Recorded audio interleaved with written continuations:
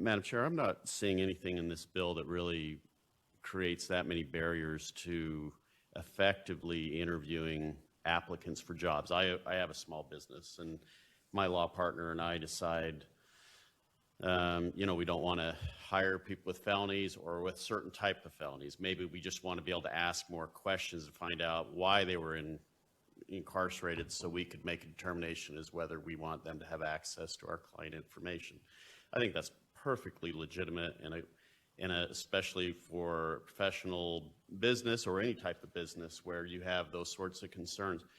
But I am not seeing anything in this bill that would prevent you from doing that. You just couldn't have it in the initial application in a box. You could, after you narrowed those applications down and brought people in, you could ask those questions. You could still do and should.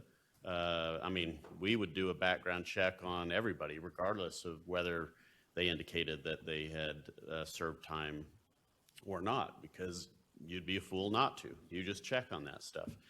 I think the thing I like most about the bill, though, is it forces us to really decide whether we believe in this idea of paying debt to society when we go to prison. When people screw up, when people make mistakes, a good society, I think, expects them to pay that debt to society. Whether that's going to prison or paying a fine or whatever it is, you have to own up to what you did, and society should expect you to do that. What I don't understand is how, even though we expect them to do that, we accept that they have paid their debt to society, we still think it's okay to hang that past act over their head for the rest of their lives. We all love a good redemption story. Shawshank Redemption, The Green Mile, The Longest Yard, that was my favorite growing up. We like the fact that people can make themselves better after having messed up in life.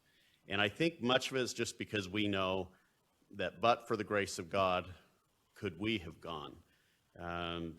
We all make mistakes, and sometimes we realize it was the family we were born in that helped us out, the friends that we hung around in, just happenstance, but we could have been in their place. And so we like to believe that people can better themselves, and sometimes they don't. Sometimes they screw up again, and for that, they should pay a debt to society.